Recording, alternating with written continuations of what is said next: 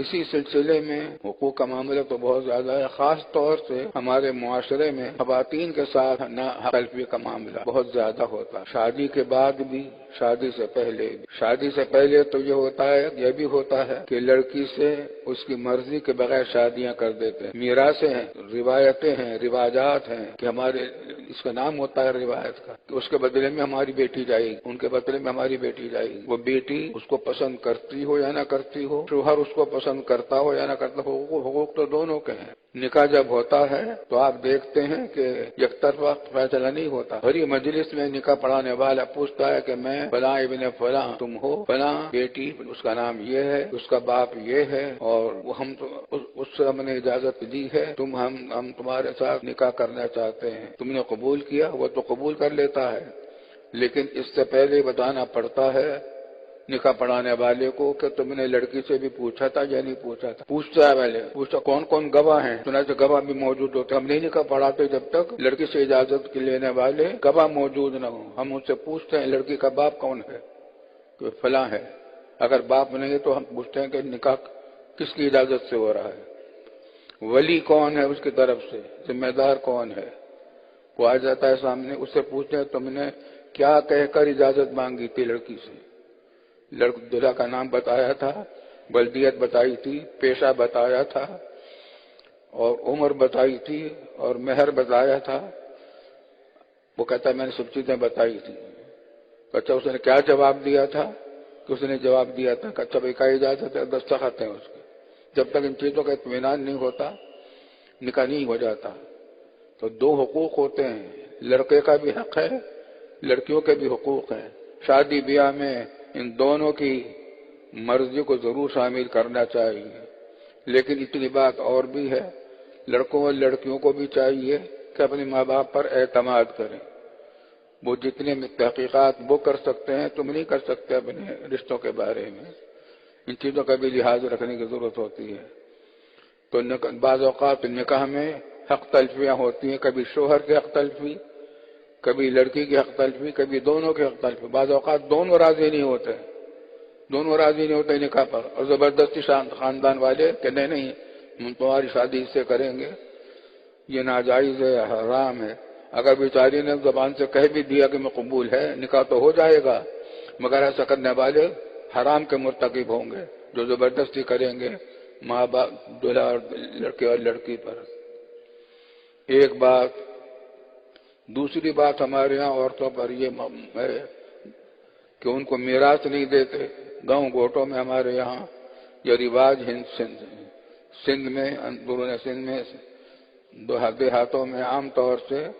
لڑکیوں کو میراث نہیں دیتے، باپ کی بھائی کھائے جاتے ہیں، ساری کے ساری چچا تایا کھائے جاتے ہیں۔ اس کے بارے میں بھی میں پہلے کہہ چکا ہوں، قرآن کریم نے میراث کے لیے پورا ایک رکوع نازل کیا، ہر ایک کا حق ہے، کمی بیشی ایک ذرہ برابر اس میں جائز نہیں، حرام ہے، اس کا قانون ہے پورا بنا ہے، اس کی پابندی نہیں ہوتی، اور بہت ساری خواتین بیچاری محروم رہ جاتی ہیں۔ اچھا بعض اوقات کیا ہوتا ہے کہ کہنے کے لیے کہتے ہیں کہ ہم نے تو بہن سے پوچھا تھا کہ تمہیں منظور ہے، تم میراث لو گی؟ وہ بیچاری شرما میں کہہ دیتی ہے کہ بھائی میں کیا لوں گی، تم یہ لے لو، اب خوش ہوتے ہیں کہ ہم نے تو اجازت لے لی۔ اس طرح کی اجازت نہیں، کھلی اجازت ہونی چاہیے کہ دیکھو تمہارا یہ حصہ ہے، تمہارا یہ حصہ ہے، تمہارا یہ حصہ ہے، اور پہلے سے ہونا چاہیے، حساب کتاب پہلے سے رکھے، کیونکہ مرنے کے بعد کچھ نہیں پتا کہ آپ کے وارثوں میں سے کوئی ذمہ داری کے ساتھ یہ کام کرے گا یا نہیں۔ بنیادی باتیں بنا کر رکھے، بھئی میری ملکیت میں فلاں چیزیں ہیں، میرے ذمہ اتنا فلاں کا قرض ہے، اور میرا اتنا قرض ہے، فلاں سامان گھر میں میرا ہے، اور فلاں سامان بیوی کا ہے، یہ سامان میرے بیٹے کا ہے، یہ سامان میرے بہو کا ہے، یہ تمام چیزیں معلوم ہونی چاہیے ہر ایک کی ملکیت میں۔ عام طور سے ہمارے یہاں تو یہ ہوتا ہے کہ گھر کی جو بڑی ہوتی ہے خاتون، اسی کو کہہ دیتے ہیں کہ پہلے سے کہہ دیتے ہیں، بیماری سے پہلے، مرض وفات میں کہنے سے کچھ نہیں ہوتا،